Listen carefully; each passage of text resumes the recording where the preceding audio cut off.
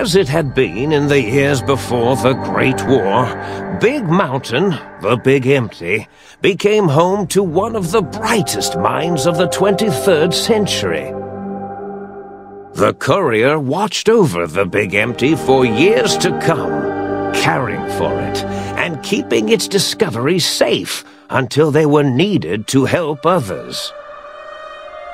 Which had always been Big Mountain's purpose. Past the laboratories and science, it had always been intended as a place to build the future of all mankind. The Sync Central Intelligence Unit was impressed by the amount of exploration the courier had undertaken. Facilities believed lost, destroyed, or ones that had simply gotten up and walked to new locations had been rediscovered by its intrepid new master. Internally, the artificial personality debated as to whether it preferred the old management to the new, and concluded that the courier's thorough approach to research and investigation was admirable and worthy of its respect. Dr. Mobius continued his research undisturbed in the Forbidden Zone. As much as he had attempted to create better scorpions, he tried the same with humanity, with considerably less success. These failures didn't bother him overmuch. Once the rush of mentats wore off, he forgot he had failed in any event. After all, the bright young mind who had come to visit him in the Forbidden Zone had already exceeded his expectations. The Sync atop the dome bustled with the voices of a small town, constantly chirping, arguing, and snarling at each other. Still, this all happened productively in the interests of its new owner. The Sync Central Intelligence Unit discovered, despite its inversion code, it was comforted by the sense of community the other personalities gave it. The Biological Research Station, obsessed with seeding everything in sight, requested a transfer to the X-22 Botanical Garden, so that it might, in its own words, sensually fertilize the garden's smooth contours. The garden sent back a polite refusal, saying it had prior commitments with a vault it had helped infect before the war. The book-chute continued to devour all seditious materials until it nearly choked on a paperclip. It adamantly maintained it was a Chinese paperclip, and the whole thing had been an elaborately orchestrated assassination attempt. Whatever the reason, it slowed down for a while, carefully appraising each document and clipboard that came to it. The light switches continued to bicker and flicker. This persisted until the day someone dropped a flashlight in the sink, and the two of them united in their hatred of the showboat. One of them eventually transferred to the Lightwave Dynamics plant, and began a long, unrequited affair with one of the holograms. The Sync continued to ruthlessly scrub any particulate matter that came near it. Eventually, it gained access to the magnetohydraulics plant and nearly flooded all the Big Empty in an attempt to scrub the crater clean. Once it learned of the innovative toxins plant, however, it gained new purpose. It sought to develop antitoxins to flush into its drains and counteract the poisons bleeding into the soil. The toaster continued its psychotic spree, reducing all appliances in range to scrap electronics and spare parts. After one of its more psychotic episodes, however, the other Sync personalities decided enough was enough and dumped the toaster in a bathtub. Sparking and hissing, the toaster swore its enemies would rue the day when they had bread and no way to toast it.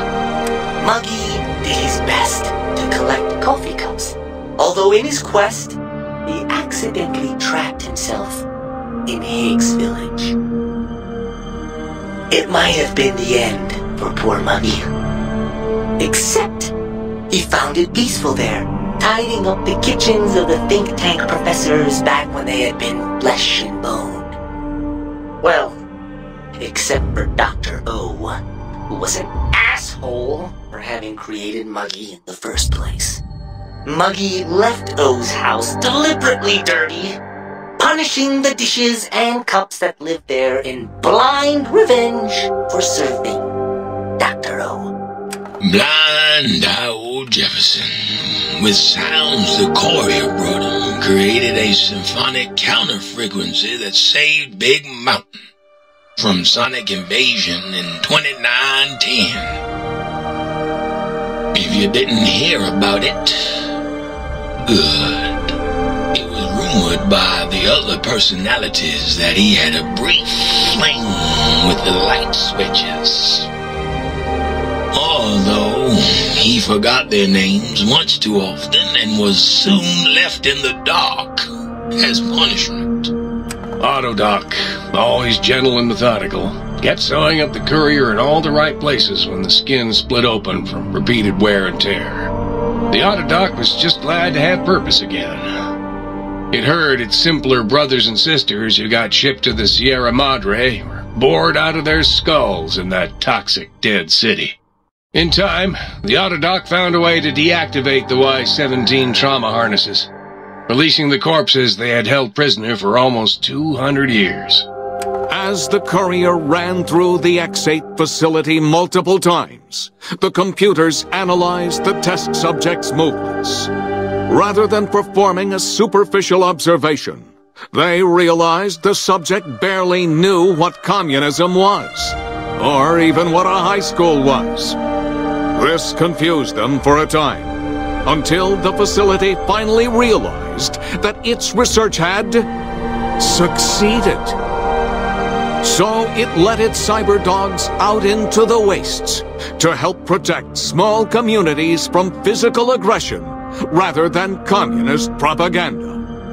The infiltration program in X-13 felt spent, having repeatedly upgraded the stealth suit until it could upgrade it no more. It felt warm, fulfilled, and a bit sluggish. It realized not long after, the stealth suit had left it, without so much as a note on the nightstand. So the infiltration program sent out robo-brains into the wastes, looking for its wayward technology. It eventually found Repcon HQ, and set up a new research center, testing and murdering fiends who kept breaking into the facility. The courier left the brain at the Big Empty. A strange thing to say, but it was the truth. Brains are less important than they may seem. When the courier's body finally passed, the brain was saddened. It kept on, remembering the vessel that had once contained it. Even at the end, when it started to fail, however, the brain resisted going into a floating chassis like the think tank. It never said why. Perhaps it was out of respect for the courier's body. All things must come to an end, and to hang on to the past is something that's not to be undertaken lightly. The think tank basement, filled with lobotomized robotical frames of the doctors, now served as a graveyard. The monitors had recorded the battle in its entirety, including the think tank's final, shrill, terrified screams, whimpers, and pleas for mercy. They broadcast these humiliating last moments as a warning to anyone approaching the perimeter that other smarty pants were not welcome. The courier was the inheritor of the Big Empty, and there was room for only one will in the halls of the think tank dome. There is an expression in the wasteland, old world blues. It refers to those so obsessed with the past they can't see the present, much less the future, for what it is. They stare into the what was, eyes like pilot lights, guttering and spent, as the realities of their world continue on around them. Science is a long, steady progression into the future. What may seem a sudden event often isn't felt for years, even centuries to come. In the times following the Second Battle of Hoover Dam, however, Old World Blues took on a new meaning. Where once it was viewed as a form of sadness, nostalgia, it became an expression describing the potential for the future.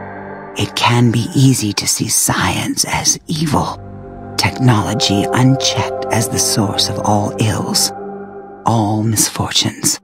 With the courier at the helm, science became a beacon for the future. There was old world blues and new world hope. And hope ruled the day at Big Mountain. We could say more, but the stories in the Big Empty speak for themselves. Now armed with the transportal Ponder, the courier could return to the dome at any time and crack open the secrets of the Big Empty one by one. The Sink sat vigilant, waiting for its master to return, shoes covered in Mojave dust. Only one road yet remained, and it was one the courier had to walk alone.